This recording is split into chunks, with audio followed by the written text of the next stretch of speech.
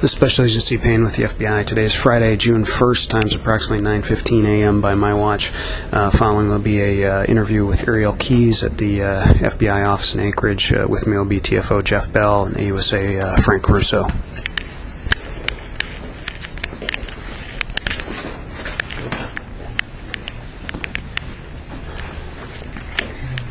Israel, how you doing this morning? All right. How you doing?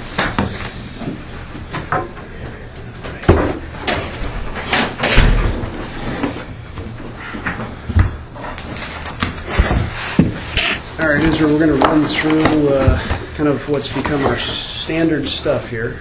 Right. You may know it better than I do. Let me know if I mess anything up, all right? I know we covered some of this stuff at the jail, but we're going to just run through it again quickly here. When we came over and picked you up this morning, did we interrupt a meeting with your attorney? No. Okay. And you're here voluntarily, is that correct? Yes. You understand we can't discuss anything to do with the Samantha Koenig case, and if you do, then we'll have to stop the interview and we'll have to take you back to jail. You understand that? Yes.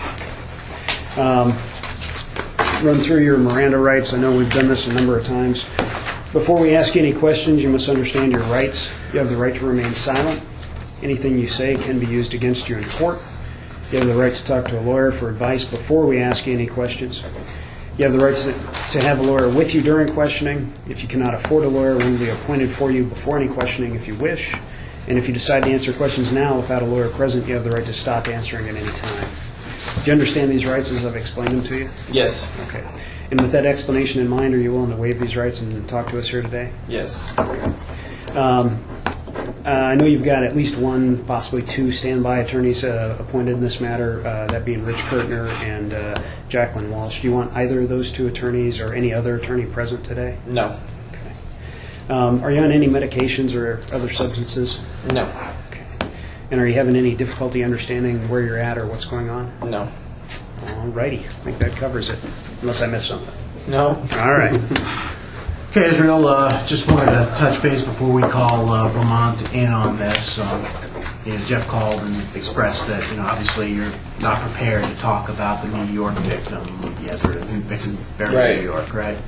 And you had some questions that you still you cleared up on your end on that. Right. Is there any questions that we can answer for you about that before we go into Vermont? No, the main issues I'm dealing with on other things that, the other victims that we haven't really talked about is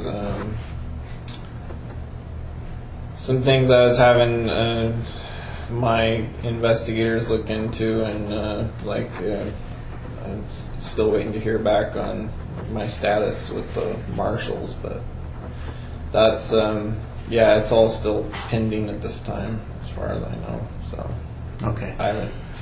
Yeah, I don't know. I'm still trying to figure out if there's anything that can be done about any of that, I guess. And then, one way or the other, we'll be able to talk about that stuff, but I just want to find out what my options are as far as a couple other things first. So. A couple things on that. I understand, you certainly have a right and can and should consult with whoever you want on this. If there's anything if you have any questions about things that we can sort of get answers to, we're happy to do that, especially like if you're saying there's something about the marshals and, we can obviously ask them whatever, questions you have. So that's number one. Yeah, and I don't... I'm hesitant to go that route as far as like trading information for what status they put me on, because I will if I have to, if I think it'll work, but for now I'm waiting to hear back. I don't know if there's anything we can do about that kind of stuff, quite frankly, because the marshals are very they're very territorial about security, as you probably can guess. And then it's even worse. It's a little more complicated than that, because the marshals literally just rent space from the state Right. in the facility, the Department of Corrections. So in some senses, they have their own rules, but then they also have to live with the Department of Corrections rules. And so there's a couple entities that, That's the impression I'm getting, and I haven't heard back from all the parties involved yet. So I can just tell you, just from having dealt with inmate situations before, that it's a headache, and there's really not a lot we can do about it. If they have real security concerns, they basically say, "Butt out, this is our business." So, right. But you never can tell. And so if there's anything you need with from us with respect to that, we can certainly try to get answers.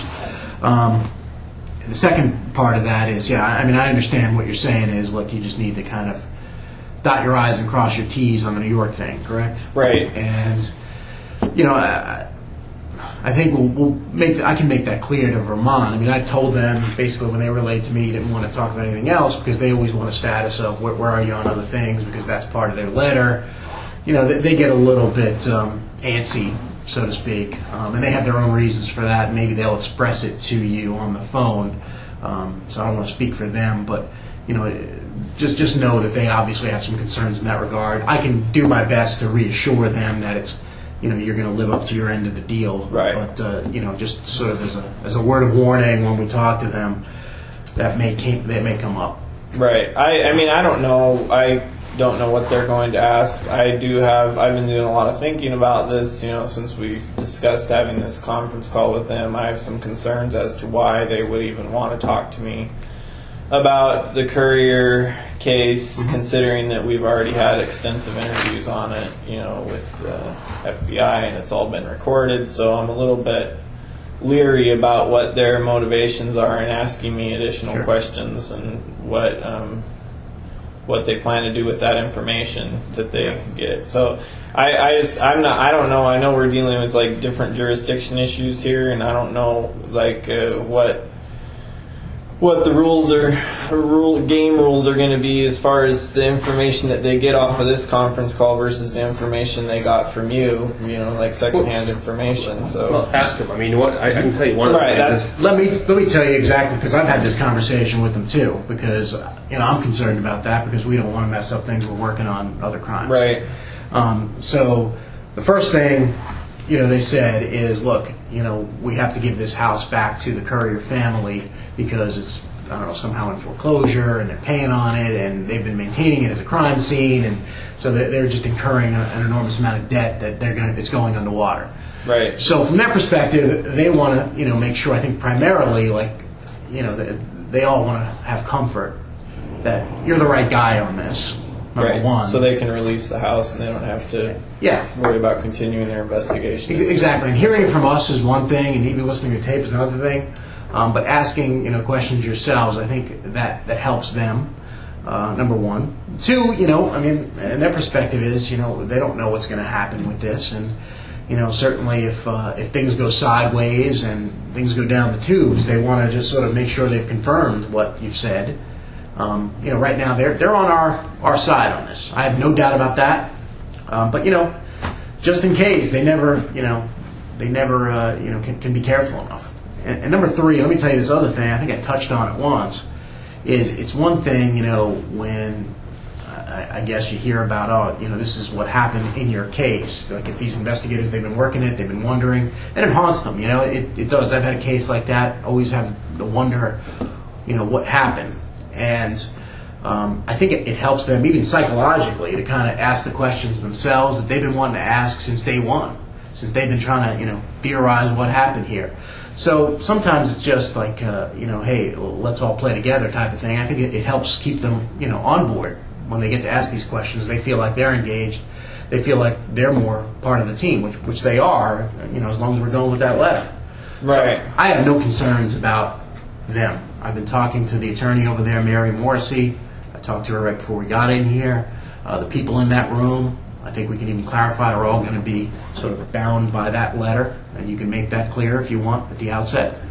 You can figure out who's in the room, but everybody in there, we've been assured, that they're not going off the deep end. Otherwise, we'd never be doing this. We don't want to screw up anything that we're doing. Yeah, no, I can understand like the house, the crime scene, and releasing that makes sense to me. The rest of it, I'm a little bit leery about. Like if they're going to ask me specific questions, they're basically going to have me recap the crime, the motive, and what happened blow by blow. I don't know if I want to get into all that.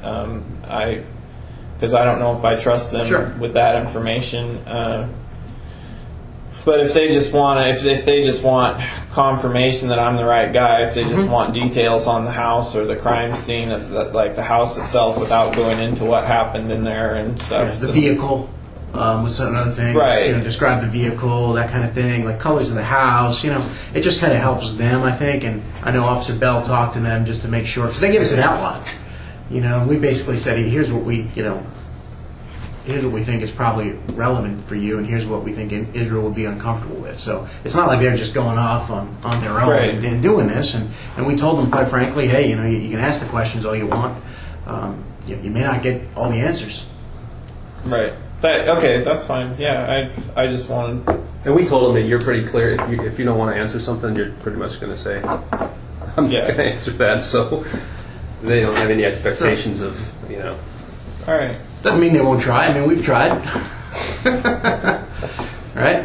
The investigator just wants some ownership in his own investigation. That's Yeah. it. Has the investigator heard all the interviews?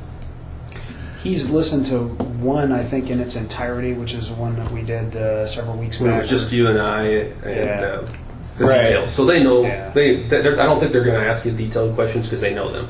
Yeah. Okay. And some of the other things, and that's why if they're asking questions that are, things you talked about before, they may not have heard the other ones, because you talked about a bunch of different things in those. Right. I don't know what they have access to over there. I know they had access to this one because, that was sort of at the time when we got into this. But they don't to all of them. They basically had to sit there with an FBI agent, and they would let them listen to that one. They don't have access to anything else right now. So Right. that's why. Okay. All right. That makes sense. So who is Lieutenant Murty is the guy who's going to be asking the questions? We can call. I think it's Murtie, Murty. So Okay. We can identify. Do you have a number? I don't. It's 802. You have to do 9-1. Yeah. 652. I guess you don't have to do 9-1. Yeah, you do. It timed out. 652-0390. There you go. Hi, you reached Mary Morris to the State Attorney's Office. I'm not available to take a call right now. If you want to leave me a message, I'll try to get back to you as soon as I can. Thank you very much and have a nice day. Let me call around the show. Well, I was going to leave one saying, okay, this was Anchorage. You missed our call.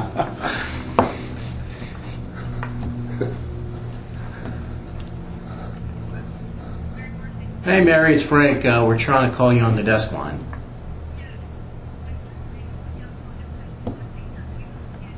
Okay, we'll call right now. Thanks. Okay. Be that lucky? Let's see here. Mary Morris, please. Hey, Mary. It's Frank Russo, Jeff Bell, Steve Payne, and Israel Keys here. We're calling from Okay, Anchorage. thank you. I'm here in my office in Vermont with Lieutenant George Murty, who is in charge of the Courier investigation for the Essex Police Department. Okay. And just to clarify one thing that Mr. Keys was concerned about before we got in here, he just wanted to confirm that basically the letter that he saw last meeting, I mean, that applies to Lieutenant Murty too. You guys are all under one umbrella, so to speak. That is correct. The letter that I sent, or that I provided to you, that I believe you've given to Mr. Keys, but would bind Chittenden County, including all of the departments within Chittenden County. How our system works is that we don't have town prosecutors. We have a county prosecutor. So my office is the prosecutor for Chittenden County. There's nobody else to file charges in Chittenden County but us and the Attorney General's office in limited circumstances, but they're not part of this investigation. They don't know, they're not aware of this. Okay, fair enough. Israel, do you have any questions before we get started? No, I'm good. One thing you should know is that obviously Lieutenant Murty also has been spends the majority of his time at the dump site. He could probably give you a better picture of what's going on there if you want at the end. he sort of knows what he's dealing with out there. And maybe you guys just introduce yourself to him and let him know who you are. My name is Mary Morrissey. I'm a prosecutor in Chittenden County. I'm the Chief Deputy of Major Crimes. I've been working on this case with Lieutenant Murdy since the morning that the couriers were reported missing last June. So I've been assigned to this case since that day, and I've been in the office for over 15 years. Mr. Keys, should I call you Israel, or would you rather I call you Mr. Keys? Israel is fine. Okay, and call me George. I'm the detective lieutenant at the Essex Police Department in charge of the Criminal Investigation Unit. Our police department is, as you might imagine, a small town. We have 27 officers in our police department. I've been there 28 years, and frankly, I've never seen anything like this. So if I don't appear to have everything totally at my command, please understand that.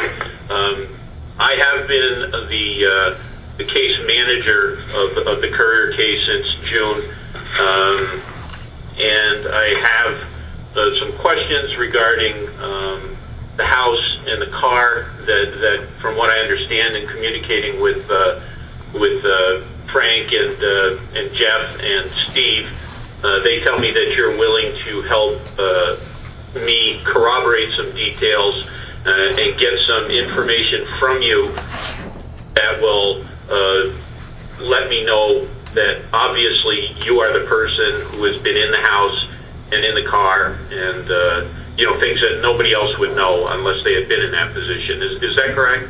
Yes, that's correct. Okay, thank you. Do you want to start out by hearing about Coventry, or are you interested in that? What? That's the dump. That's the dump.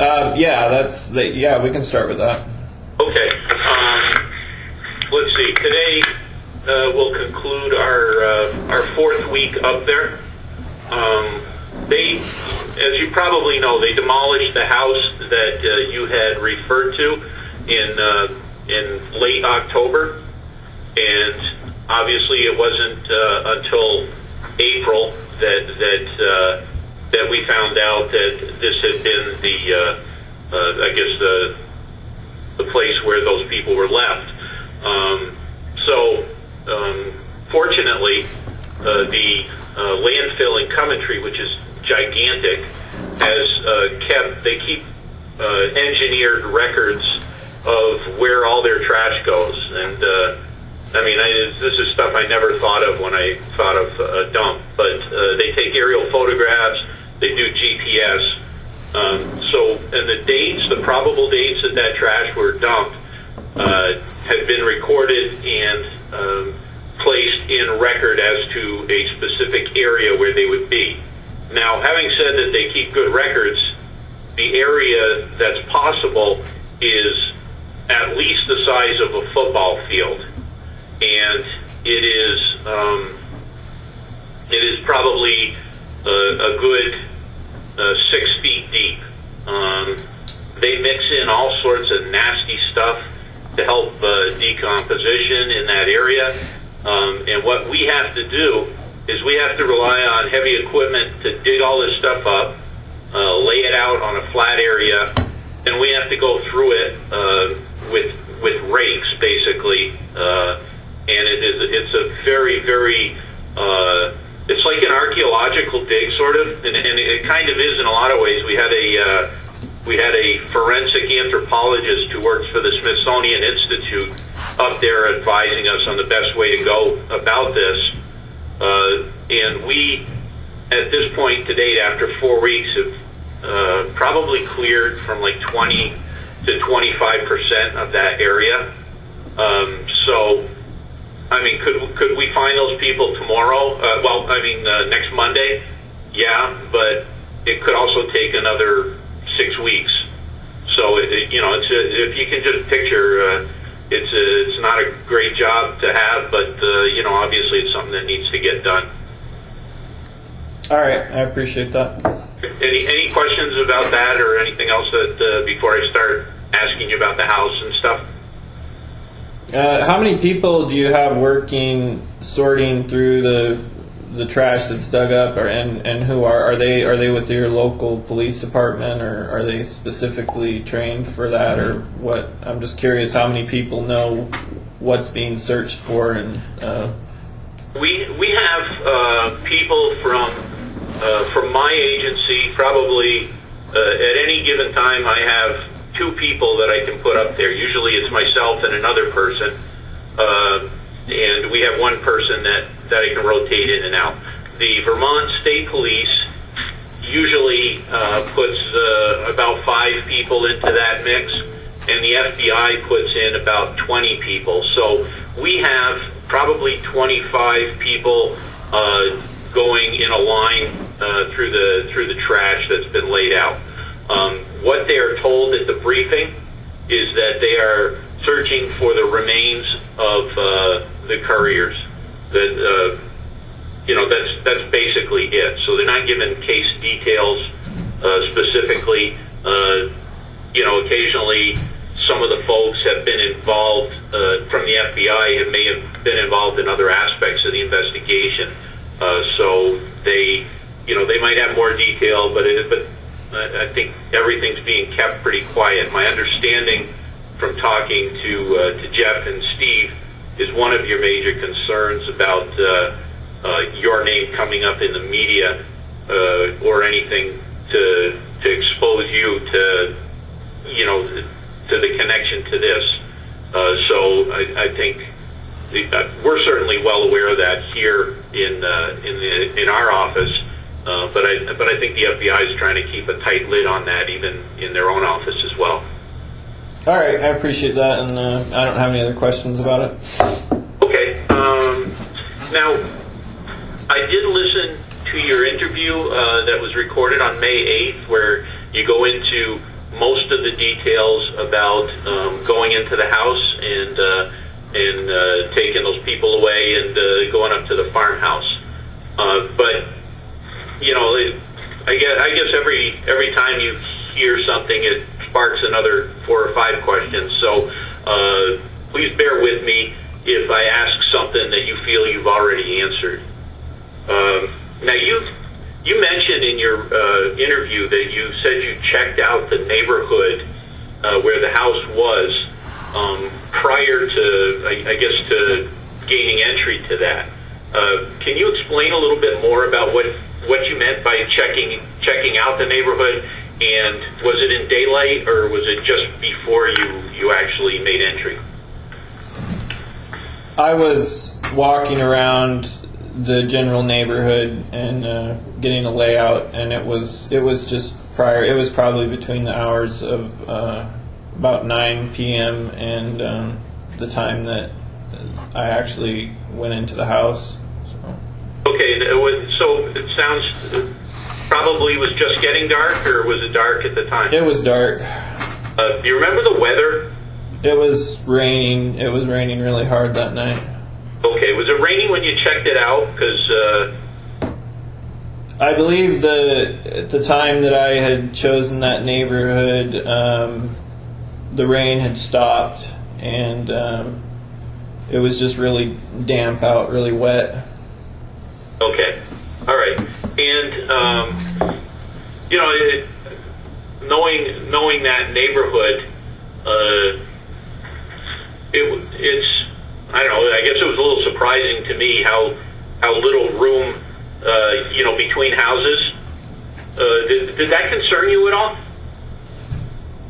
Well, it did concern me. I was after I had picked out that house, I stayed in the backyard for several hours, probably at least a couple hours, waiting till the rest of the neighborhood had gone to sleep. Okay. Now, had you seen those 2 people at any time when you were checking out the neighborhood, or any time before you entered the house? No.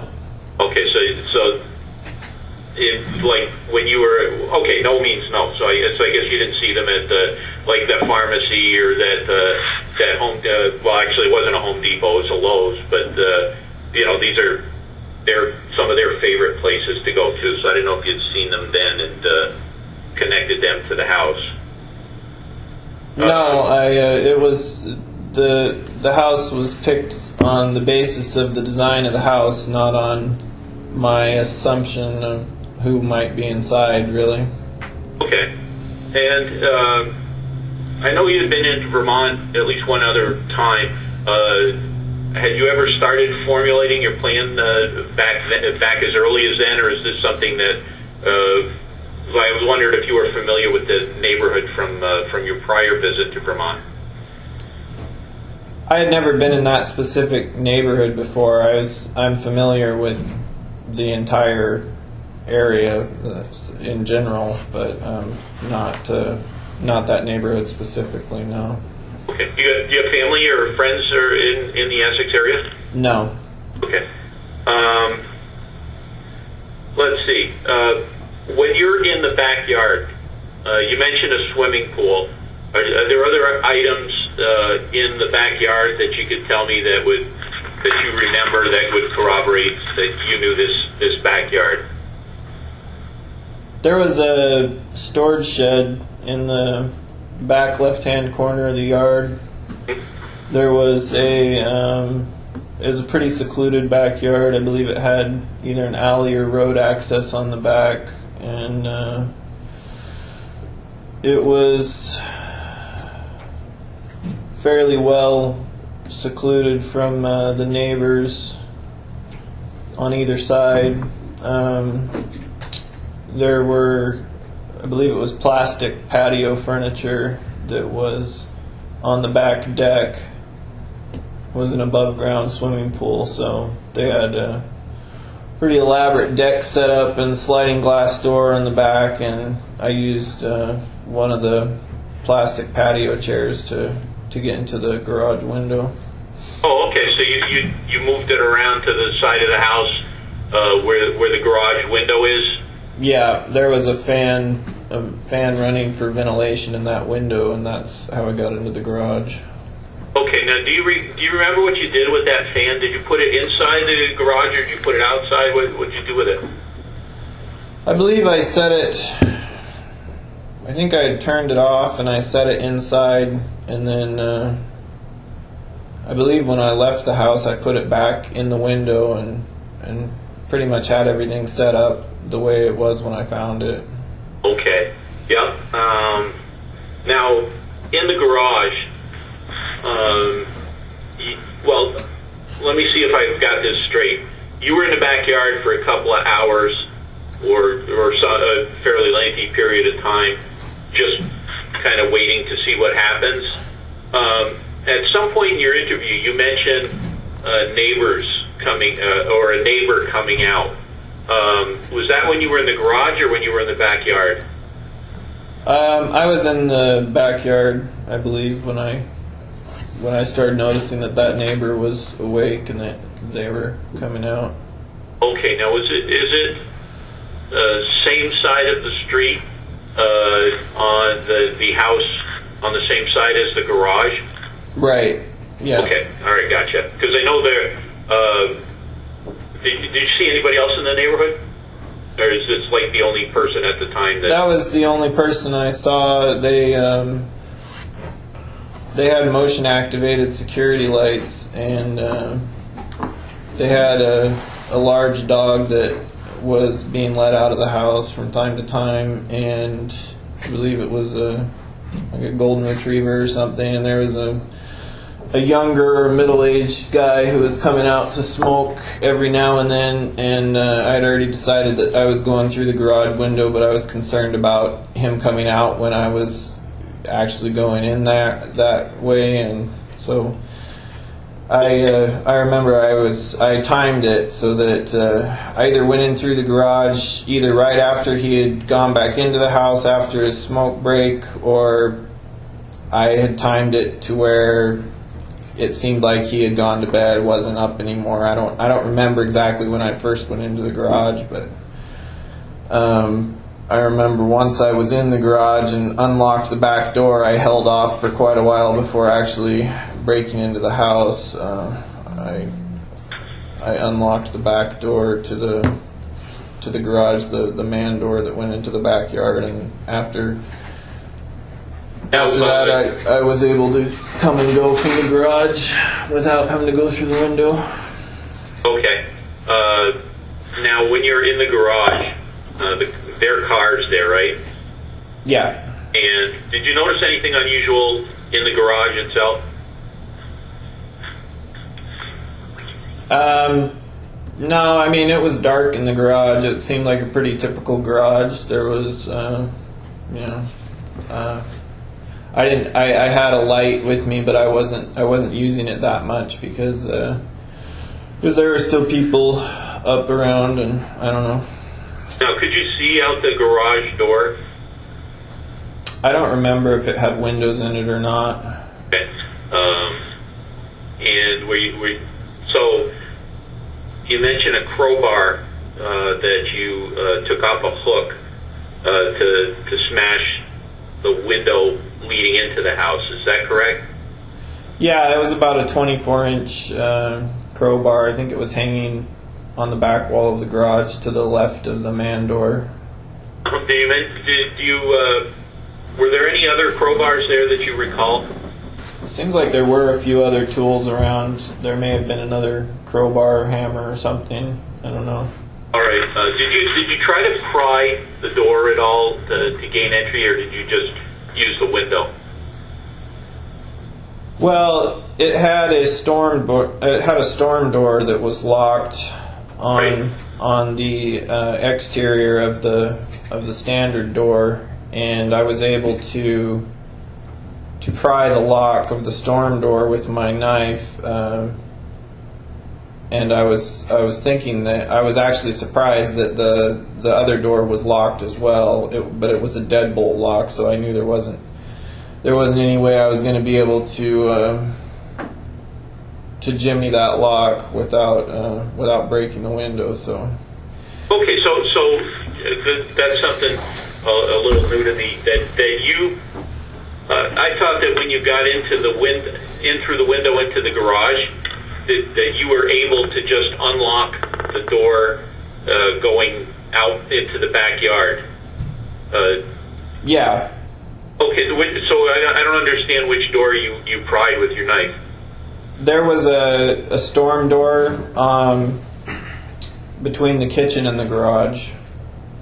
Okay, that's the one that you were able to pry with the knife? Yeah, they had it locked. It's a pretty low quality lock on those storm doors. Gotcha. Okay, now I understand. What you're telling me is you were able to pry the doorknob lock, and then there was also a deadbolt lock attached to that. Right, and once I discovered that there was a deadbolt lock on the kitchen door, and I knew I would have to break the window. I knew it was going to be loud, so I decided to wait another hour or two until make sure that all the neighbors were asleep or inside, and that's why I ended up unlocking the back door of the garage and just hanging out in the backyard for a while till it got a little bit later.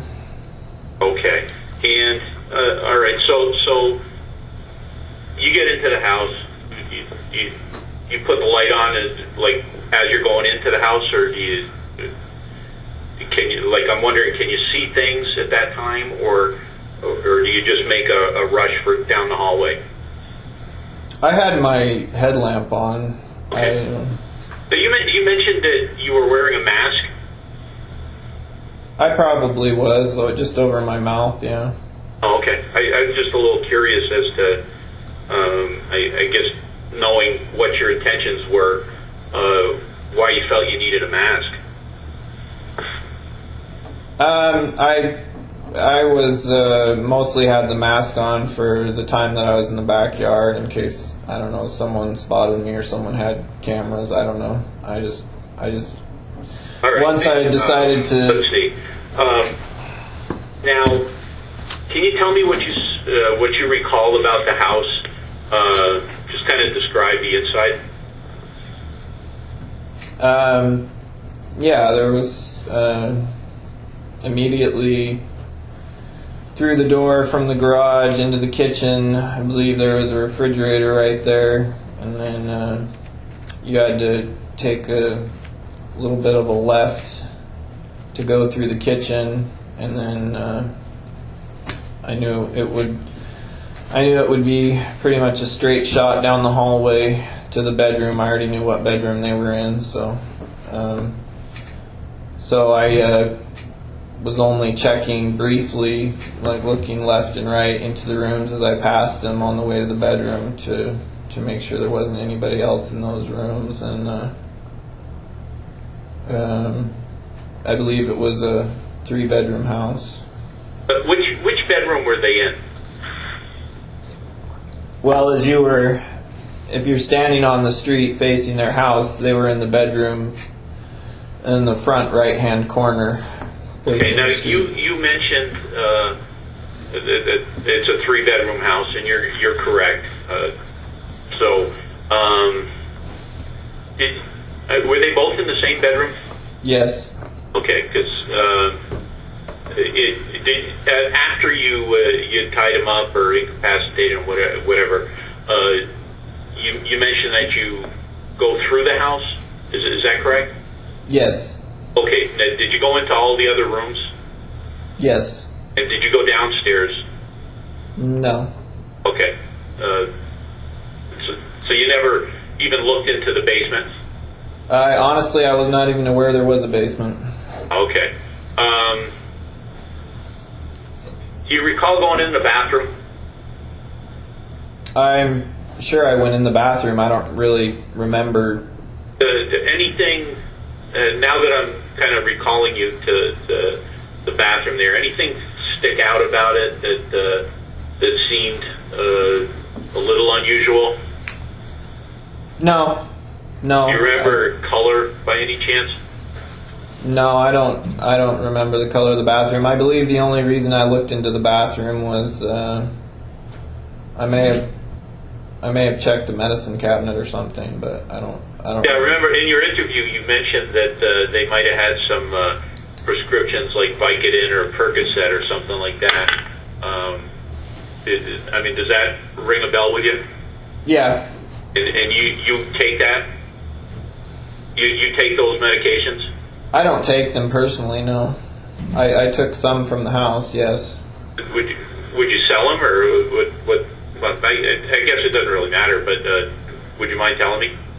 I don't really. I guess my thought was that I might sell them. I don't know. I don't really do that kind of stuff. I just grabbed them because they were there, and I was grabbing a lot of different stuff. So. Okay, and when you're never mind that. Okay, so let's.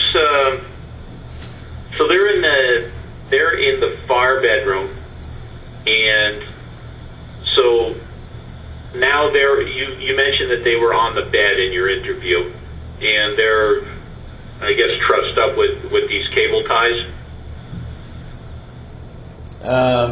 Yes. Okay, and so at this point, you feel comfortable to go through the rest of the house, and you mentioned grabbing some suitcases. Do you recall where you got those suitcases from?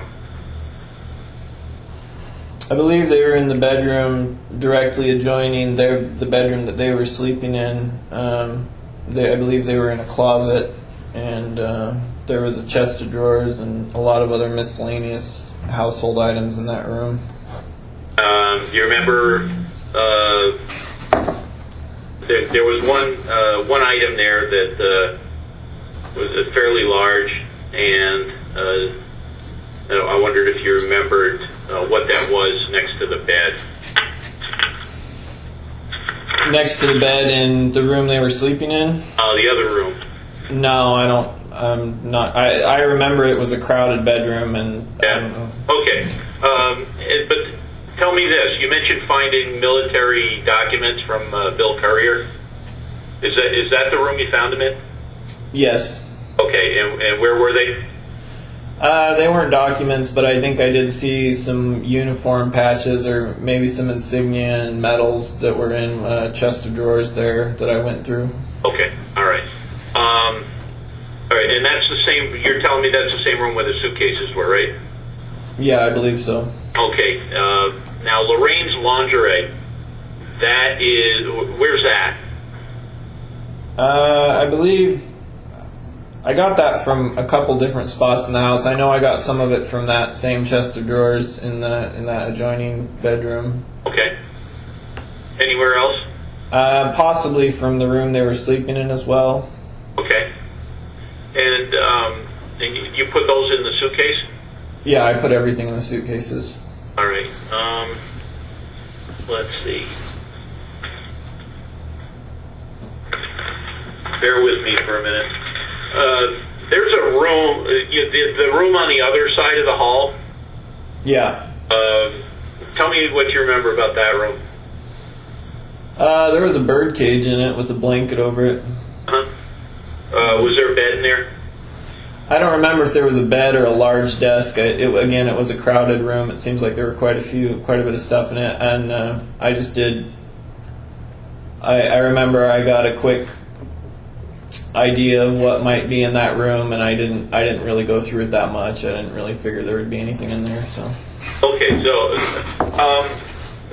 tell me this: it sounds like, I mean, you've already got this worked out in your head, and you know what you're looking for when you go into the house.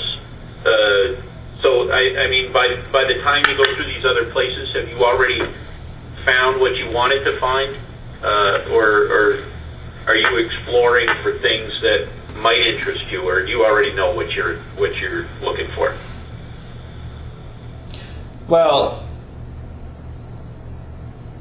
everything else that I took was pretty inconsequential. Anything else I was looking for was I already had an idea of the things I might find in the house, which is why I didn't really go through it that thoroughly.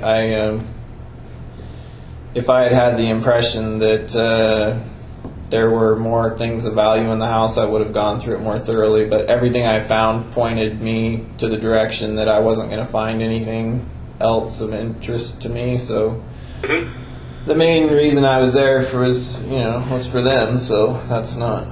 Yeah. Okay. Now I know you're a carpenter. Do you build houses? Yes. Okay.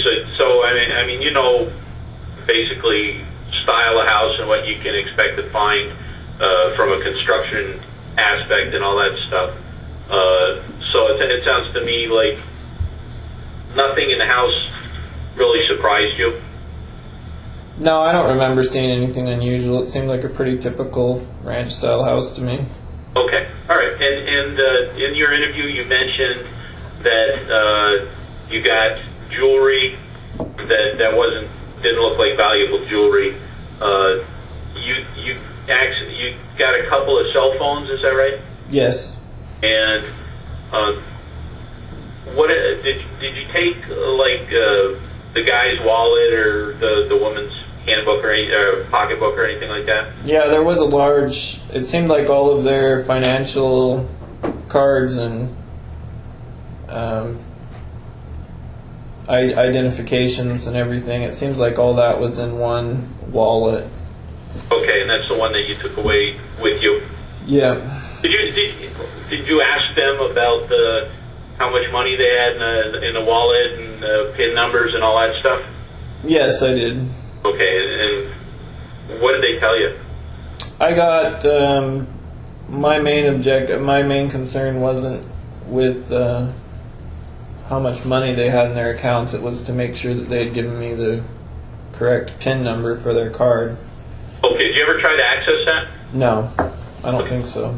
To keep it is that one of the things you got rid of?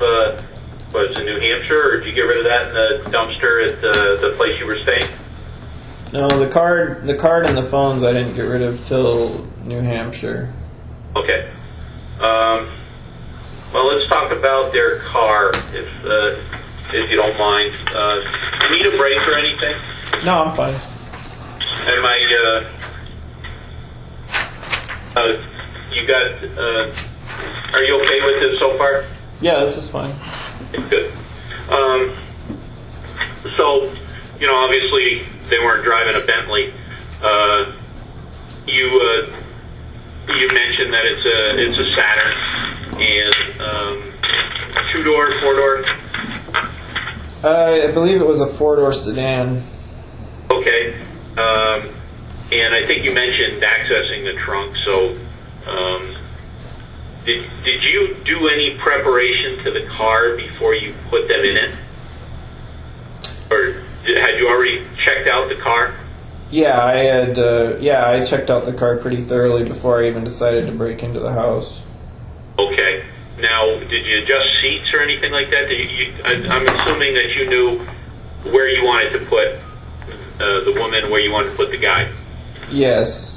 Did you adjust the seats to make that happen, or? Yeah, I did have to adjust the seats, I think. Okay. And so these people are tied up, and I'm assuming hands and feet. Do you cut their feet loose or something to make it so they can walk out to the car? Their feet weren't tied when I walked them out to the car, no. Okay. Did they have anything on their feet? Not until I had them in the car. Okay, but no, I don't mean tying.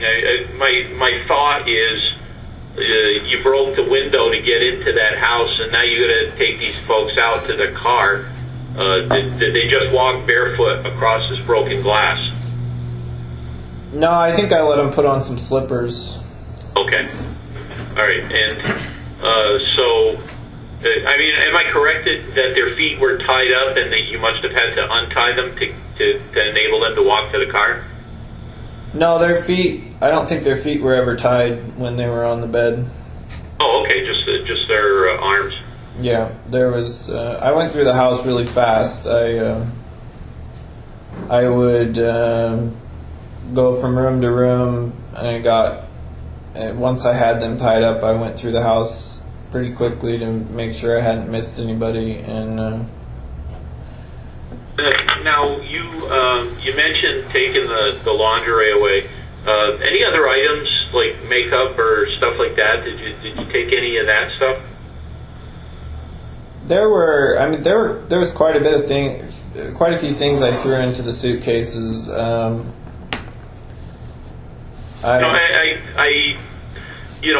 guess I don't know any other way to ask questions, but to be blunt, I'm assuming that those particular items play into what your intentions are towards these folks sexually when you get to where you want to go. Am I on track with that, or are these just souvenirs?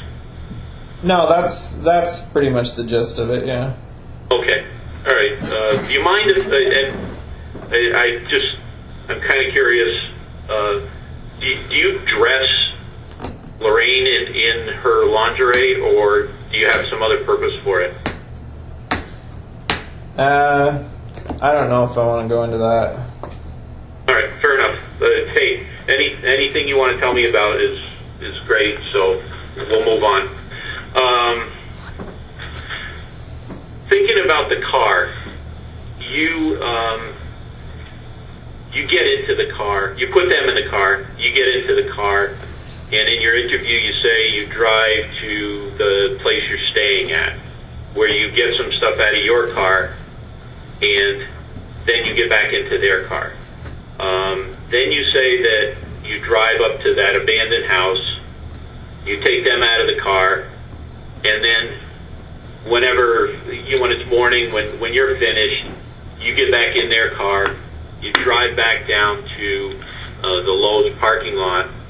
Am I correct so far? Yes. Okay, and then you go to the hotel in the car that you've rented, and then you come back and you get in that car again and drive up Route 15, and you're talking about looking at banks and stuff like that. And then you turn around and you drive back down and you go back to your car after leaving that car in the apartment complex. Do I have all that right? Yes. Okay. So in those 4 times that you were in and out of that car, is there any chance that you ever touched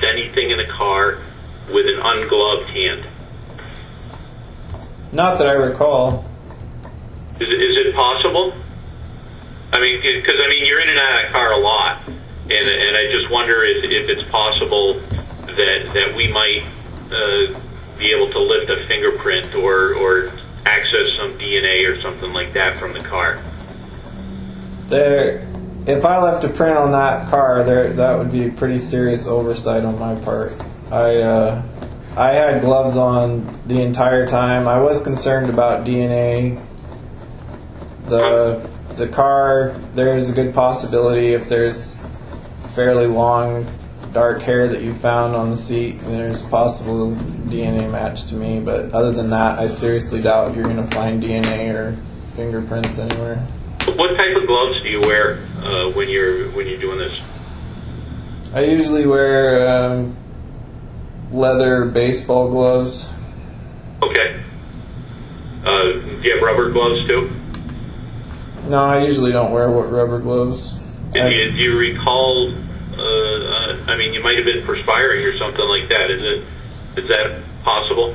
Oh yeah, that was a concern I had, especially at their house because my gloves were wet and I was sweating, and it's possible some of my perspiration got through the gloves and got on who knows how many items, but I wasn't overly concerned about that. All right. Peter, did you eat or drink or anything? Did you go into the refrigerator while you're at the house? I may have looked in the refrigerator. I didn't. No, I didn't. Okay. Yeah, I know they were pretty big beer drinkers, so I didn't know if you found any beer or anything like that in the refrigerator, and just curious. Okay, so you mentioned that you've adjusted seats to put them in the car. Did you find that you had to adjust the driver's seat to get in it? Yeah. And how tall are you? I'm about 6'2". Okay. Did you get a sense for who drove the car last by the seat? Yeah. And who did you think it was? Well, it's she. I'm guessing it was her, Mrs. Courier, that did most of the driving for a number of reasons. Yeah. What reasons are that? Well, for one, I think that's what they told me. But yeah, he wasn't in any shape to drive. It seemed like so.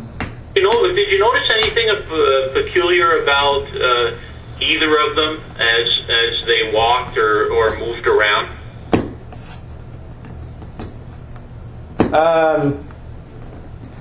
Aside from the fact that they weren't in the best of shape, I don't know. No, did either of them walk with a limp or anything like that? I know you mentioned that Bill is a pretty heavy guy. Anything else about him that led you to the conclusion that he wasn't in great shape? Well, I knew he had diabetes. They told me that shortly after we left their house. Okay.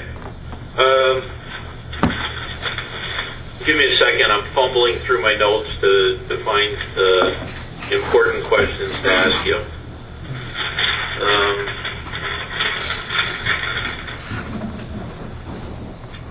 Now, tell me about this abandoned farmhouse.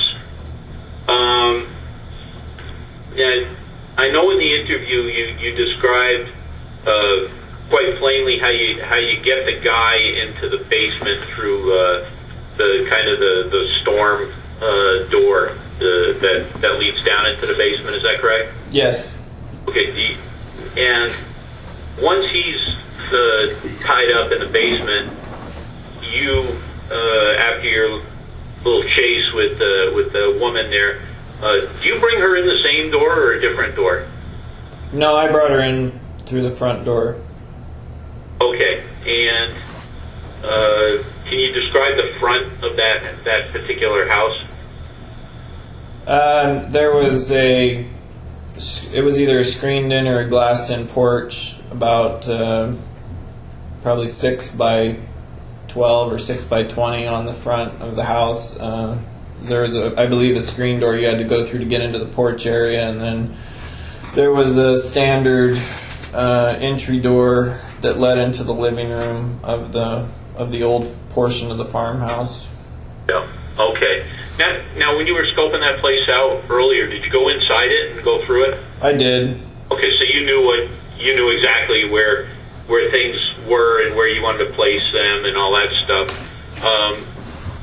One thing I didn't get, now with her, you bring her in the front door. There's an upstairs there, right? Yes. You go upstairs, or are you on that like ground floor? No, I took her upstairs. Okay, and what's up there, furnishing wise or anything? There was most of the interior doors were off the hinges. There was, I think there were some old heating appliances, either boilers or something in the rooms, and there were several old mattresses upstairs, but for the most part, that was it. Just larger pieces of furniture was the main thing that was in the house. Most of the household items had been removed. Yeah, and not in the basement, but on the ground floor, were there a couch or anything? Yeah, there was anything like that. There was a couch in the living room. There was maybe a recliner, and there was a old freestanding wooden TV. Oh, okay. Circa All right. 1960s. So you're did it ever concern you that? I mean, there's 2 floors that separate you between him and her. It would seem like a lot of stuff could be going on when you're upstairs that you don't know about, and the other way around when you're downstairs. Are you that confident in how secure you have these people? Yeah, I was. Well, that's things didn't go exactly as planned. So Yeah, I kind of gathered that. I wish at some point you'd tell me what exactly his plan meant, but that's any interest in telling me that? No, all I can say is that I had specific things that I wanted to happen in mind, and because of actions taken by them, there were it just frustrated me to the point where I still was going to go through with it, but it didn't go exactly as I had planned. Okay. And you had plans for both of them, you mentioned. Is that correct? Yeah. He wasn't just like collateral, just being there. You had plans for him as well? Yeah. Okay. Now, when you're talking about raping the woman, you mentioned going outside after a while and then coming back in again. Are you like a smoker? Do you go out and smoke, or leave any cigarettes? Or I know you smoke cigars because they talked about you having cigar breaks. Is that what you do when you step outside, or are you just getting some air? No, that's what I was doing. You were smoking. Yeah. Did you take the butts with you, or Well, keep them there? there isn't really a butt.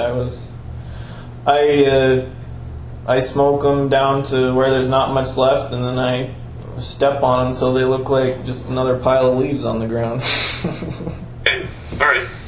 So, are we talking cigarettes? Is that the deal, or is it cigar? No, it's a cigar. It's all tobacco. It's not.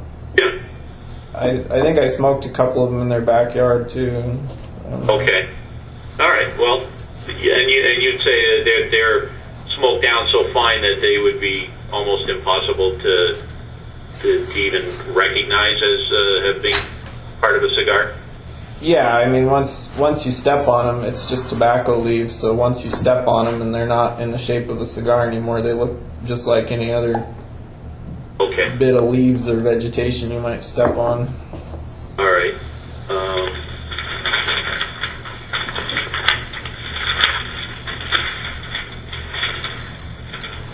Yeah, feel free to interject if you think there's anything else I need to know that I'm not asking.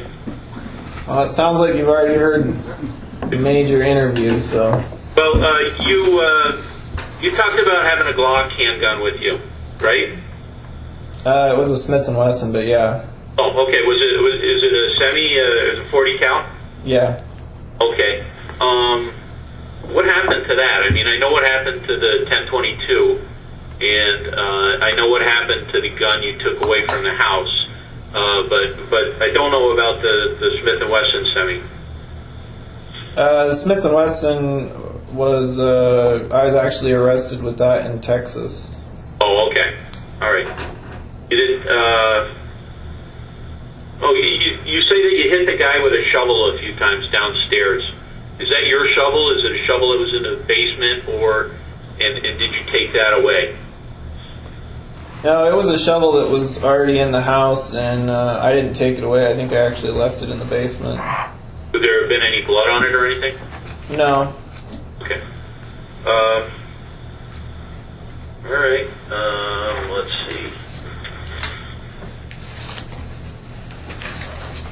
Let me back up a second. Is there anything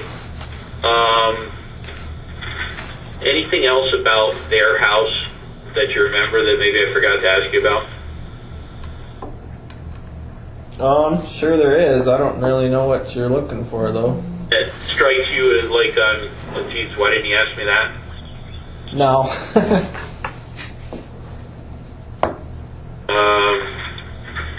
You remember? Well, I already asked you about the garage. You said you didn't see too much, so and you didn't go in the basement, right? No. Okay. Anything else that you mentioned windows upstairs, and you actually mentioned seeing a cop car down the road? Yeah, there was I believe there was a business of some sort pretty much directly across the road from the farmhouse, and then further down to the right, it seems like there was either it seems like it was another farmhouse, and I remember there was it looked like a sheriff's car. I think it was a sheriff's car. I don't know if he lived there or what, but The other side of the road, right? yeah. Yeah, okay. Yeah, I don't think it was a sheriff. I think it was a local cop from another town who took the car home. But yeah, you're right. There was another cop living down the road. And Keep your enemies close. You said something about blocking out the windows upstairs where the woman was. Is that?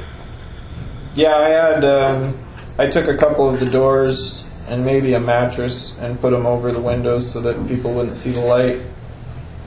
And she was on a mattress, that one of the mattresses that it was laying on the floor when you checked the place out. Yeah.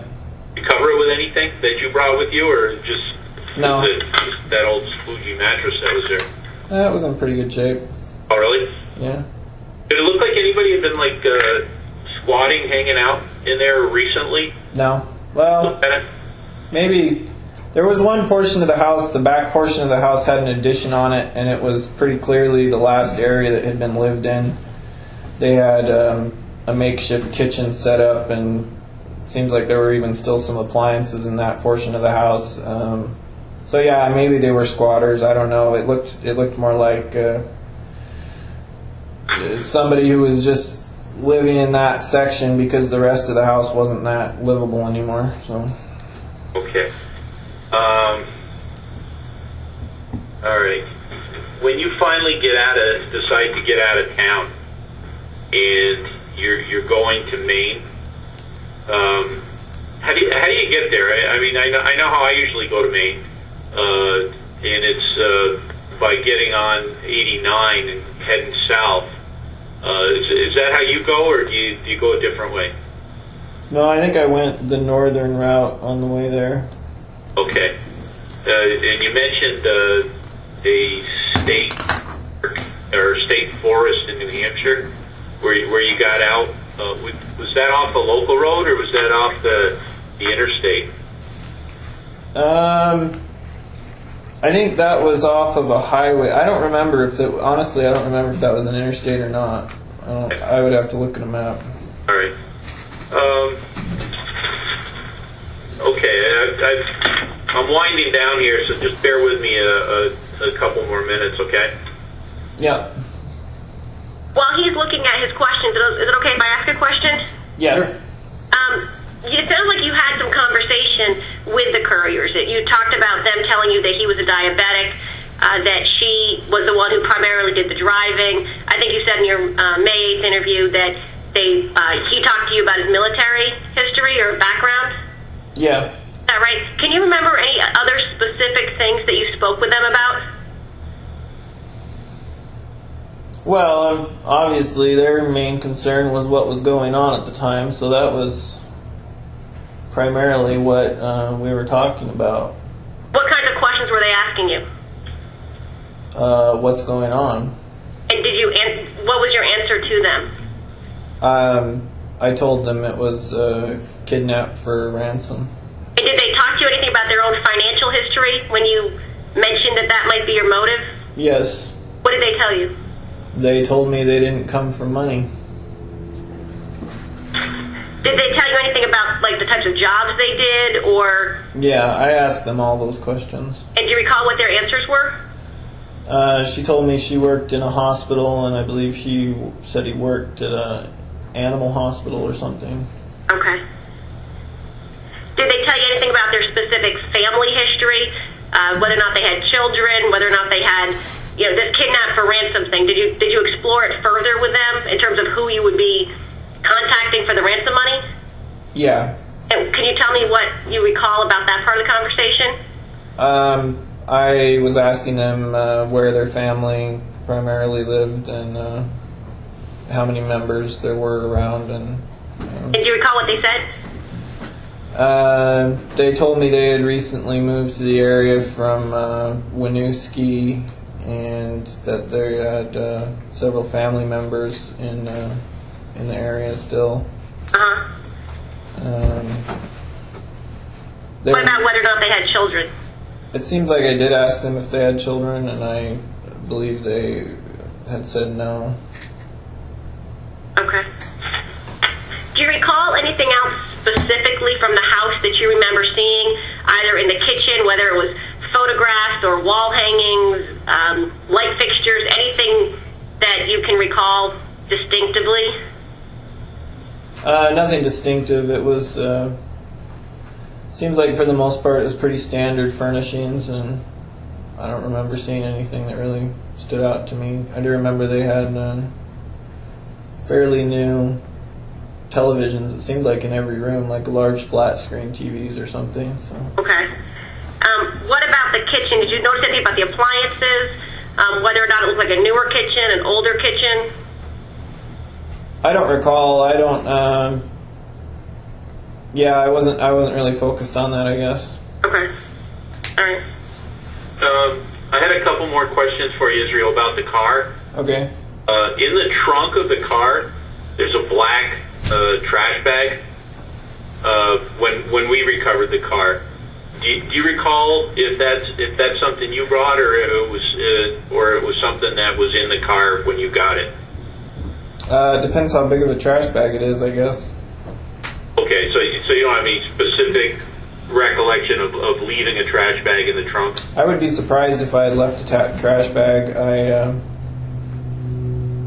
It's possible that I did, but... If you did, it would have been a newer one? Yeah, it would have been fresh off of the roll, and like I say, they were very large trash bags, so they're pretty distinctive. Were they heavy duty? They were, I believe... Contractor bag, or were they just big? I think they were 2 or 3 mil. They weren't super heavy duty, they were just very large. Okay. Did you get them at Lowe's by any chance? I don't think so. All right. There were... you mentioned that the car overheated, or you saw coolant containers in the car. Is that right? Yeah, there was, when I got in the car to put the seat back, it wouldn't go back all the way. I think there were a couple gallons of antifreeze. Okay. And did you remember anything else that was in the car? There was like some seat cushions, like lower back support cushions and something like that. A pillow? Do you recall a pillow being in the car? Yeah, there were several pillows or like I say, like back support or something. You didn't put them in the car, when that wasn't part of stuff you took away from the house. That was already in the car. Right. That was something that you could tell they habitually drove with those things. Yeah. One thing we did notice that we took from the car, which seemed strange, is it looked like a couple of packages of women's underwear that was. I looked unopened to me. I don't know. Do you recall that? It's possible. I don't know. If it was in the trunk, it's possible they fell out of the suitcase or something. But I mean, no, I don't recall putting those in there. No. Okay. All right. And you don't recall seeing them in there though, just as you were checking out the car? Yeah, it seems like there was a bag of something in there. I don't remember. Like I say, I checked out the car. I was looking for specific things when I checked out the car. So anything else inconsequential, I probably just pushed under the seat or something. Okay. What were you looking for? Like things of value, or? No, I was trying to figure out who lived in the house. Okay. All right. So most of your intelligence gathering about the house and the car and all that stuff is to determine who lives in the house. Am I right there? Yeah, I just wanted to know what to expect when I went in. I was looking in the car for dog hair and was trying to find out the ages and how many people there might be living in the house by going through all the paperwork in the car, things like that. Okay. Well, I mean that makes sense to me. That's similar to some of the stuff we do when we're looking to gain entry to a house.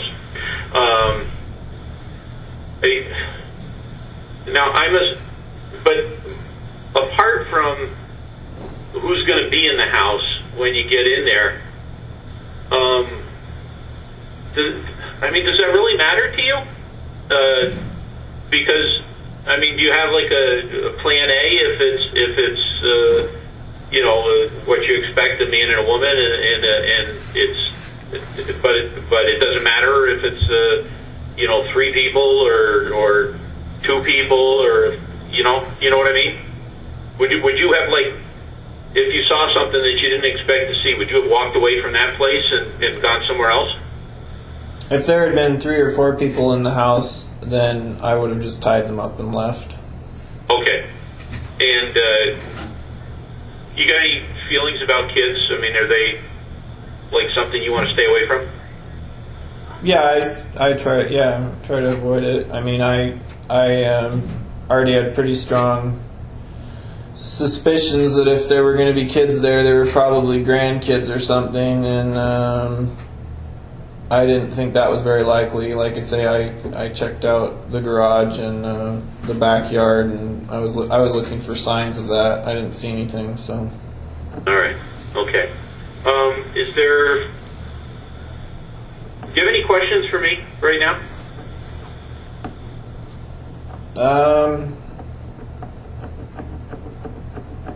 No.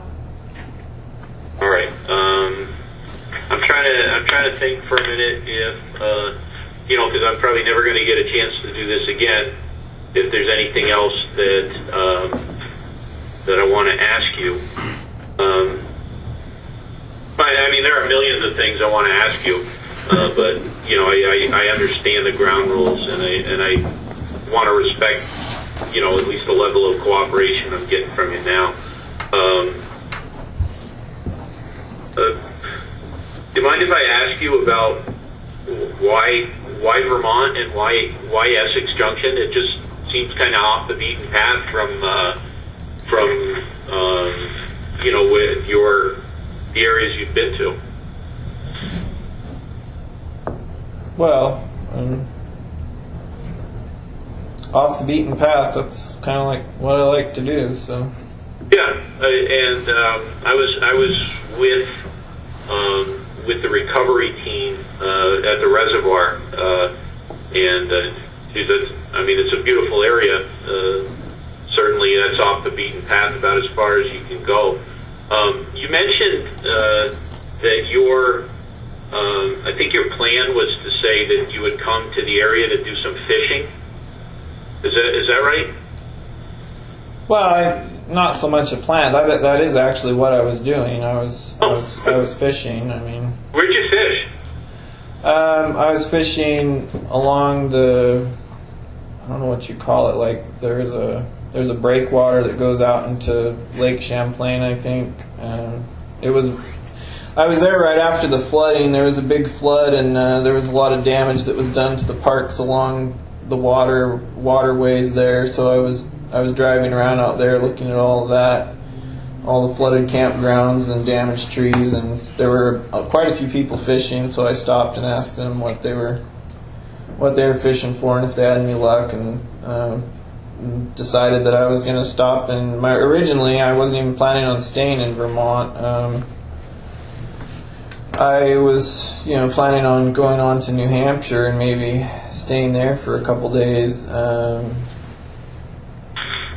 I just decided I wanted to try fishing there, and I already had all my fishing gear with me. Not really, no. Did you have a license? Yeah, I did get. I think I got a 3-day license or something. Okay. Yeah, I don't want you to get jammed up for fishing without a license. Yeah, they're after me for poaching already. So. I mean, that's a serious offense in Vermont. Yeah. Anyway, so you're. I mean, are there other areas of Vermont that you are familiar with, or is it just because this is off the ferry route, kind of, that you decided to stay in Essex? No, I've been all through Vermont on various occasions. I don't always stay in like Burlington area. It's kind of on the way to New York though from the route I take. So I don't know. Okay, I just thought of a question. Do you eat at restaurants when you're in town? Not usually. Do you recall when you were this visit here in June, if you ate at any restaurants, or did you go through McDonald's, or what do you do about food? Yeah, I don't remember on that last trip. It seems like I'm sure I did eat at a restaurant at some point. It must not have been very memorable. Sorry. Yeah. Okay. Well, that's all right. Just give me one more thing to look at. All right. Like I said, I'm winding down here. I'm spinning my wheels, trying to make every advantage of. Let me ask you a quick question. This is Frank. Israel, do you bring your cigars with you, or do you buy them there? I usually buy them wherever I am. And where do you buy your cigars in Vermont? Well, on that trip, I had them with me. I bought them in Chicago or Indiana. I don't know, somewhere down there. It's that same brand you usually smoke? Yeah, I mean, they're kind of a little more difficult to find in certain areas, but yeah. Mr. Keith, I just have a couple other questions as well. Obviously, I think that the folks out there told you that one of the reasons that we're having this conversation with you is because the Courier house has been sitting vacant. I mean, we've held it as evidence for the past year, and the family would like it back at some point here because they want to put it back on the market, and there's a chance it's going to end up going to foreclosure unless we do something pretty quick, which is why we're having this conversation, so we can verify that it was you and only you that were involved in their death. Right. And so that's the focus of my questions. And was there anything about Mrs. Courier? I understand that you spent, it sounds feels like more time with her than you did Mr. Courier. Anything you observed about her body, birthmarks, anything like that while you were involved with her? Nothing I really want to talk about, no. Well, obviously for us that would be critical to show that it was you and only you that could have committed this crime, because nobody else would have that information. So to the extent that you're willing to share even a portion of that, it would be very helpful for us in order to give the house back and close out this aspect of our investigation. Well, I mean, I would think at this point in the interview it's pretty obvious that I was in the house, and considering that I had no ties to them prior to that night, there's really no other way I could know as much about that house as I do, unless I was the one who took them out of it. So, is there anything? Can you give me a general? If you can't be specific about what it is you recall from her, can you give me a general idea about what part of her body you saw something distinctive or anything like that? No, I can't really go into that. Okay. Did bring a question that went in my head and out of it. All right, well, never mind. Oh yeah, that's what I wanted to ask you. This guy Bill spent a lot of time on the internet. Do you spend a lot of time on the computer? I have periodic, from time to time, yeah. Is there any chance you guys could have ever crossed paths on the internet, either chatting or anything like that? Oh, anything's possible, but I doubt it. Just statistically, it seems improbable. Okay, but certainly that would not have been a conscious thing that you ever communicated with this guy on the internet. No. Okay, all right. Is there anything else, Mr. Keith, you can think of that was personal that they spoke to you about? Obviously the information about them having moved, or family members having moved here from Winooski is personal to them. Is there anything else you can talk about or recall that they told you that was sort of personal to their lives? No, for the most part, the only time I was, letting them speak was to answer questions that I asked them. So I don't. It wasn't a typical conversation, I guess you could say. It's not like I was. Did Mr. Courier say anything to you about the military? I know you talked about, and I may be getting the wording wrong on this, but either the branch of the military or the infantry or something like that you were both a part of or had some similar history with? Yeah. And did he tell you anything about specifically what he did in the military or his experiences, where he'd been, anything like that? No, he just said it was a long time ago.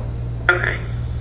And what was it again about the two of you that you had in common in terms of the military? Was it the same branch of military?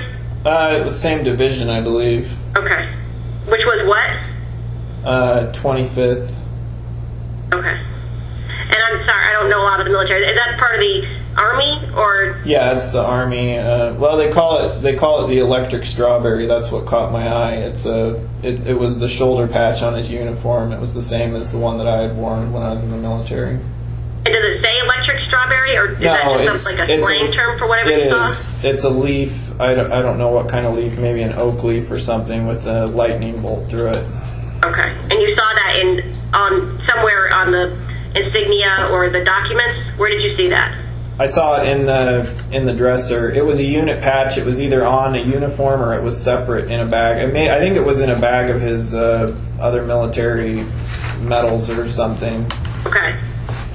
And that was in I'll call it the spare room, for lack of a better word? Right. It was in the bedroom adjoining theirs.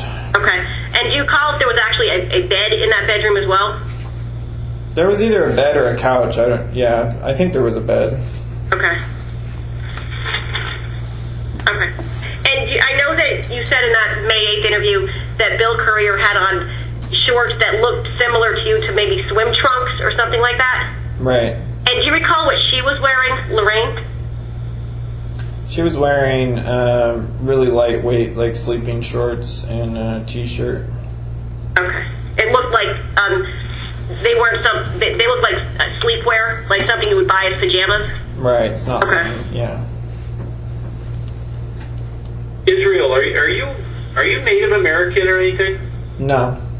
I noticed you spent several years out on the West Coast working for the Maka tribe. Is that correct? The Makah tribe, yes. And then, from what I understand from looking at the media, you might have had some property in upstate New York, near the St. Regis tribe. Is that correct? Yes. Is that just coincidental, or do you have any affinity for Native American, or I mean, is that significant in any way? I've had, I don't know how significant it is, but our paths have crossed for a long time. So, do you have do you view these people as victims or people you have respect for? I have respect for everybody. I just anything in particular? Well, I guess not. From the sounds of things, but I guess you like the outdoors. Sounds like you're kind of very comfortable in wilderness surroundings, and I just wondered if that was any part of your heritage. it's just the way I was raised. No, but I'm not Native American that I know of. No. All right. And if I can just ask, and I know that you've said that you've provided a lot of detail, and you have, and I'm just trying to, I guess, answer just some questions that are still lingering out there. I think you said in the May 8th interview that when you went into their bedroom that you tore or brought all of the covers off of the bed. Is that right? Yes. Okay. And did those covers stay off the bed? Probably. Okay.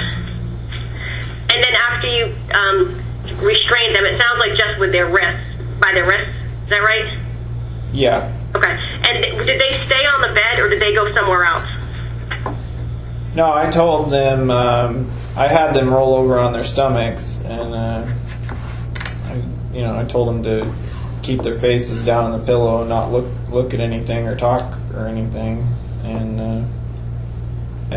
after they had done that, I told them to put their hands behind their backs, and I restrained their wrists and just told them to stay there. Okay. So basically, you were able to control them, at least initially, just by the fact that they knew you had a gun? I don't think they knew that. I told them I had a gun, yeah. And they obviously got the message that you meant business, right? Not really. That was kind of the problem. Huh. But, I'm trying to, picture this in my mind, and I imagine when you go in there, you are, kind of like when I kick a door in and I tell people to get on the ground. It's obvious just from the tone of my voice that you don't want to mess. You don't want to not do what I'm telling you to do. Is that a similar thing? Yeah. Initially that's the way it went down, but once they realize what's really going on is that, Did they ask you if you were going to kill him? Was that a big thing, or was it more like what's going on? I think they were incredulous of the whole situation, and that was part of the problem, is they didn't realize how serious the situation was. I think they thought that they could talk their way out of it or negotiate their way out of it, and were they trying to build rapport with you, yeah. Okay, gotcha. Did you get the sense that they had been drinking before they went to bed? Did you smell alcohol on your breath or anything like that? No, I didn't know. I think I knew that somebody had been drinking in the house because I remember seeing something to that effect. And I knew that she smoked, and I don't. Beyond that, I didn't notice anything about them personally. No. You let her smoke by any chance? I think I did let her smoke a time or two. Yeah. Okay. All right. When did you do that? When you were still at their house, or when you went to the farmhouse? When we were at the farmhouse. So did you unrestrain her during that time? No. So did you hold the cigarette up to her mouth for her? Yeah. I mean, she wasn't in restraints the whole time, but initially she was. Yeah. Okay. And it was during that time that you let her smoke? I let her smoke a couple different times. Okay. After her initial attempt to get away, did she try to get away again? Yeah. And when did that happen? That happened when I was dealing with the situation with Mr. Currier in the basement. I think she could hear that there was something going on, and I think I already had her tied up pretty well by then, but I could tell when I got back up that she'd been trying to get away. Okay. And was she successful in any way in trying to get away? Not really, no. Okay. Did you tell her that Bill was dead? No. I never told her that, no. But you think she knew it? I don't know what she thought. I mean, she knew that there was definitely an altercation in the basement, and she may have suspected that there were. I don't really think. I think she knew that I came up and got a gun, but I don't know if she knew that I had shot it, because she probably wouldn't have recognized it as a gunshot. Mm-hmm. Okay. Did it make more of a clicking noise when you had that silencer on it? With that silencer on it, the only thing you could hear was the sound of the bolt going back and forth, and of course you can hear the bullets hitting. But yeah, but from upstairs probably not. Especially, is it raining at this time? I think it had started raining again at some point. I remember there was a hole in the roof, and there was a lot of water pouring down through one portion of the house. Yeah. Yeah. You mentioned something like a hole cut into the floor for a pipe to go through or something like that. Because I know you said something about your camp stove falling down through it or something. Yeah.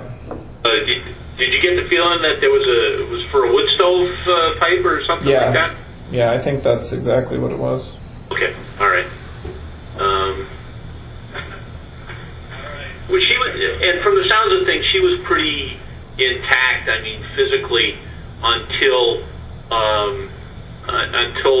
like the last time you were done with her upstairs, and you mentioned strangling her, and she had kind of given up or something like that. Am I right? Is that accurate? Or did you injure her or rough her up or in any way before that? Well, it sounds like you heard the description I gave of what. Well, I understand. Yeah, I did, and I don't have a full understanding of what you were explaining, and maybe it's because I listened to it over a week ago and heard it once. But it sounds like you may have roughed her up a bit when she tried to escape the first time. Yeah, I had to be a little more assertive after that point. Did you slap her around or punch her or are you choking her? What's the? I didn't hit her. I think I grabbed her by the hair and maybe by the back of the neck and to take her into the house. Okay, all right. And now you bring her downstairs to finish her off, but you mentioned that she's kind of out of it as you bring her downstairs. Had you choked her out before, or is this just a result of all she had been through? Well, I'm sure it was a combination. I mean, I had choked her. Is choking I guess is that a part of what you do Because I know you mentioned that the whole tying up bondage thing is important to you. I guess for lack of a better term, is choking a big element of this whole thing too? Yeah. Okay. All right.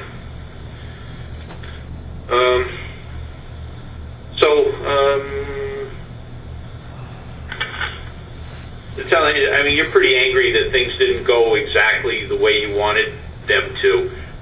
Would this have had any different conclusion? I mean, you never had any intention of letting these people live, did you? No. Okay. All right. I can't think of anything else right now. Anybody else? Or Israel, if you have any questions, jump right in. No. Mr. Keith, this is Mary Morris again, obviously, and I had written a letter to the folks out there that I think you've seen a copy of. Yes. Okay, and obviously we appreciate your willingness to give us information today because it helps us close out this aspect of our case. And as you know, this case is a very big deal in this state. We don't have people go missing very often, and when they do, they're normally found fairly quickly. In this case, the 1-year anniversary is coming up here in just a few days, and we expect there to be a lot of media attention on this, and we expect them to be painting the police in a fairly unfavorable light about the fact that we've not made an arrest in this case. And obviously we have information right now as to who did it, and we have made a commitment on our part to not attach your name to this case, and we've agreed to not charge you in Vermont without specific permission from the federal authorities. But that's based in wholly in part on you providing information about this victim in New York. And I understand that you're reluctant or hesitant to give that information. Is that correct? Oh yeah, if I can jump in, Israel, I would just Mary, this is Frank, just to let you know what we had a discussion of beforehand. I think Israel just needs some questions, sounds like answered about the letter or about the situation. But my understanding is, he's never wavered from the fact that he is going to tell us about New York, and obviously Israel can correct me if I'm wrong.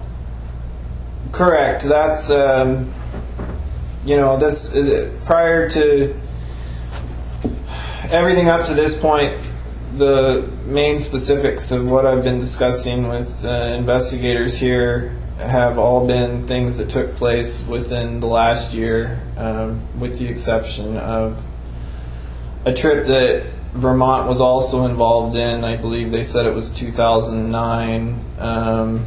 So, I mean, I've given them some information on that trip. I'm just hesitant to reveal too much more about what happened on that trip until I find out what my options are as far as a potential agreement or negotiation we can come to regarding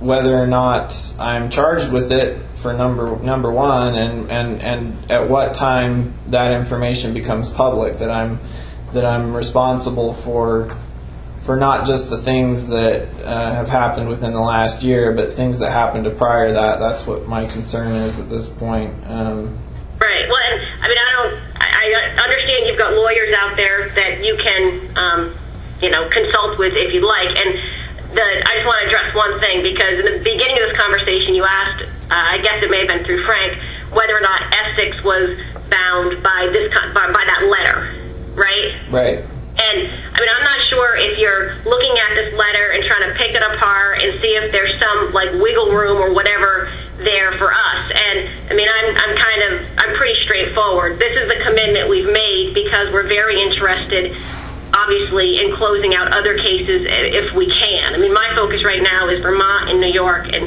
that's it for right now. And our commitment is entirely dependent on that information being provided. And I understand understand that, you've got questions, and I'm sure they're legitimate questions that you want answered, but I'm just trying to be direct and forthright with you that that's the linchpin of the agreement for us.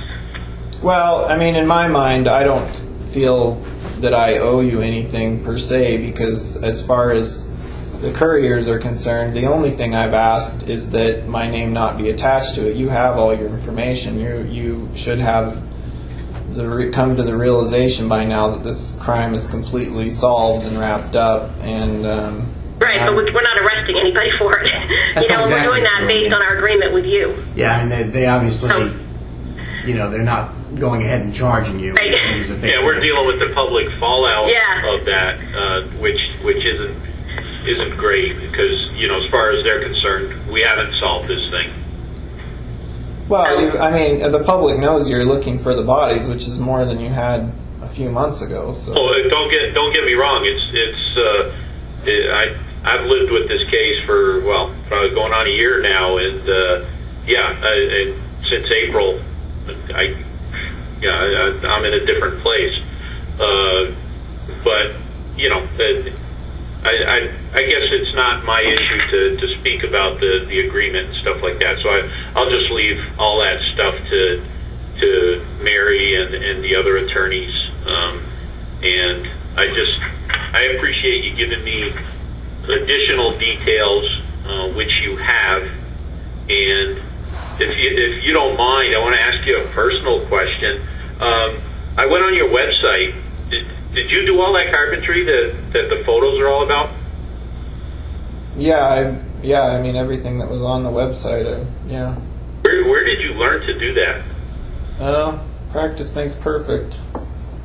What's that? I said practice makes perfect. I've been doing it, since I was 17. So. You're amazing. You're an amazing carpenter. I wish you would have stayed that. I've always been that. You know what I mean? But okay. Well, thanks for your time.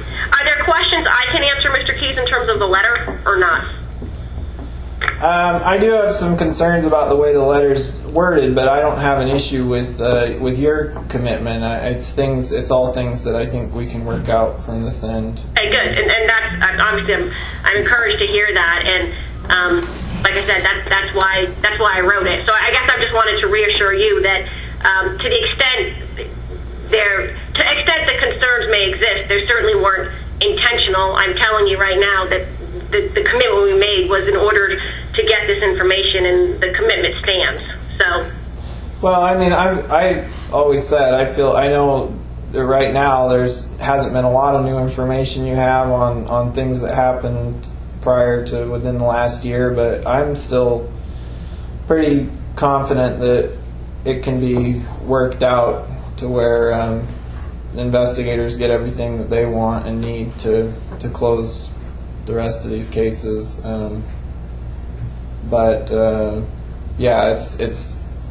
It's not going to happen overnight, because I have some concerns about my long-term, my fate, if you will, and those are the last cards I have to play, and I know that. So it's not anything personal that I'm withholding information. It's just there's some other unresolved issues that I'm dealing with right now that I want to make sure I have an understanding of before I jump in with both feet on some of these other things. So. Okay. Well, it sounds as though those issues have nothing to do with us directly then. So. No. I think, frankly, I've been pretty impressed with the lack of media attention on what's been going on in the Courier case. I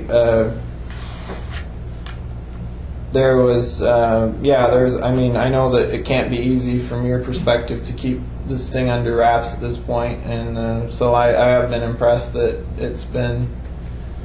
my name hasn't been attached to it yet, and if it can stay that way, will definitely speed up the process. I realize it's not going to be that way indefinitely, but Right. Well, and you're right. It hasn't been easy, because as George described to you, I think early on when people heard that the dump site had been able to focus it, or limit where we would have to search to to a pretty specific area. I think we thought it might be a lot smaller, and it's not. It's a big area. So it requires a lot of people to go through it. And so there's a lot of people working on it. So to contain that information is a lot of effort. And it's hard because, as I said, you have not only the pressure from you in the sense that if this gets out, then you may not give information. So that's obviously a real factor for us. But also we've got a lot of public pressure because this is a big deal here. People want to know what happened. They know we're looking for bodies. And they assume, I think, that we're looking for bodies based on credible information that the bodies are there. And, you don't put a huge amount of resources into this search without some credible information. I think people understand that. And, there's going to be a lot of pressure on us to do something about that, to respond to that. And I'm hoping that when you say that our silence and attaching your name to it can speed up this process is true, and we can move forward, because it's hard for us. So yeah, well, yeah, I think it will. Good. Israel, is there ever do you ever see a time that you might feel like you're willing to discuss the more intimate details about what happened to Bill and Lorraine? And the reason I'm asking that is, just as a cop, and I am very curious as to the whole method of this, and it sounds to me like you're a very organized guy, and maybe this is something better for the FBI shrinks to weigh over, but is that something you're gonna carry to the grave, or is there some point where you might enlighten some of us about that? Well, there's for now a lot of the details that happen between. Well, for example, in the couriers, those details. I've given you your bottom line. You know what my basic motivations are, and as far as my specific motivations, that's something I can't answer your question as far as when or if I might be able to talk about that. I imagine you're gonna have. You obviously have a lot of time to reflect on your own life, and if I'm assuming correctly, you didn't wake up one morning and decide that this is what you wanted to do with your life. As to whether you have any regrets or anything, or feel sorry or anything like that, that's not what I'm talking about. But as somebody, who's, like I said, I've been in this business for 28 years, and I'm very interested in people and why they make the choices that they do. So I think that would be of a lot of value, not just to me personally, but to all of us, to explore that at some point. And I understand that's not now, but at some point I'd certainly be interested in that. Well, I think the short answer to what you're asking me specifically, the way I think of it, I don't really consider myself all that different or all that special from hundreds of thousands of other people. All you have to do is type in a word search on any given porn site, and there's all kinds of people who have fantasies about rape and bondage, and the kinds of things that I take to another level. Yeah, well, and I get that, and from what as it was explained to me is people early in life who through neglect or abuse feel that they don't have any control over their life, develop control fantasies over their life, and some of them involve the violence and inflicting pain. I don't. But the other side of the coin is you're not 100,000 other people. You're you, and you've got specific reasons why you chose to do the things you did. You get where I'm coming from? Yeah, I see what you're saying, but I still disagree that there's. I think with me, it's a combination of things. It's not it's not just about the sexual fantasies, and it's definitely not just about the money, and it's not just about the adrenaline, but it's all of those things together, and that's what I get out of it. And once I started doing, once I did it, the practice makes perfect, like you said, right?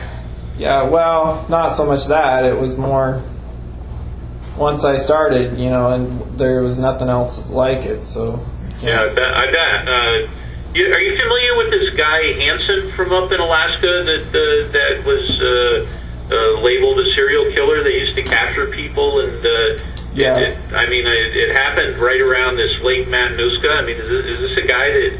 I mean, do you ever look into any of that stuff about other people like that? I probably know every single serial killer that's ever been written about. It's kind of a hobby of mine. So.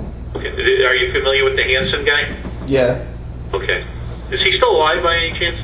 Yeah, I think so. He was a little before my time, but yeah. He's in Seward up here. Okay. I was just curious. I'm a curious guy, I guess. So once again, I'll say finally, and I appreciate your time. All right. And just to wrap up from my end of things, our commitment, the letter, the commitment that we put in the letter is valid and is concrete and is solid so long as you are cooperating. I mean, it's not like earlier when I said our focus is obviously Vermont and New York, which is what it is right now. It's not like if you give New York that suddenly we're saying, okay, well, we're ready to charge. Obviously, if you're cooperating out there, the commitment in the letter remains intact. All right, I appreciate that. Okay. You did give us a little scare when you tried to bolt out of the courtroom. Us too. Yeah. Yeah. Okay, guys. Well, thank you very much Thanks. for your time. All right, I appreciate it. Bye. Yeah, bye. Bye. All right. So I think that at least helped them. Yeah. Any thoughts? It's pretty much.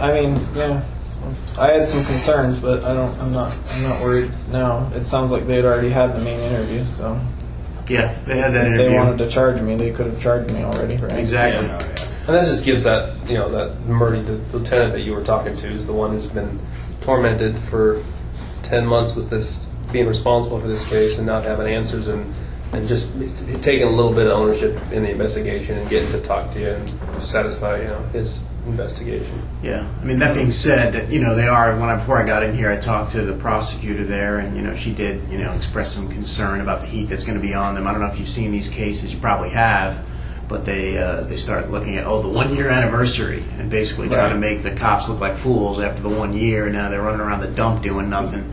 So they do have some specific concerns about that, and they just kind of in their mind, and certainly otherwise, they just want to be assured that they're doing it and they're taking the heat for good reason. And that's what she made clear to me, and I think that's valid. I mean, obviously, if we were in the same position, we'd be... I don't blame them for wanting to... I mean, the easy thing get up on their soapbox now and say we've got it solved. That'd be the easy thing for them to do. Right, and I understand that, but my point is if they at least they know at some point now they'll get to do that.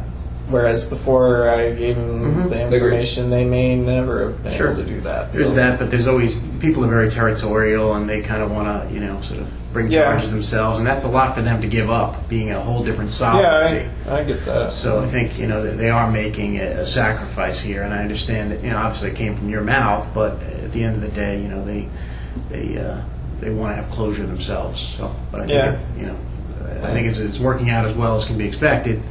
That being said, they're going to get some heat, whatever it is, next week. Is that when the anniversary is? That's Friday. Yeah, I think it's next Week Friday. Yep, it A is. week from today, so. But hopefully we'll have made some progress by then. You've had some time to answer your questions about the letter. All right. All right. Any other questions for me? No. I don't think Okay. so. I think Kevin will be back next week, and I'll be gone, so he may want to kind of chat with you a little bit about the Yeah. thing. Yeah. So, if that's okay with you, we'll probably schedule it at that point. Yeah. Next All right. week sometime.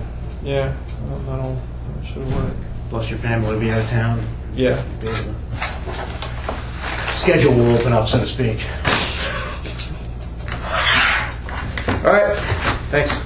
Yeah. Did you really need to hit the restroom or anything? Yeah, like if I that? could.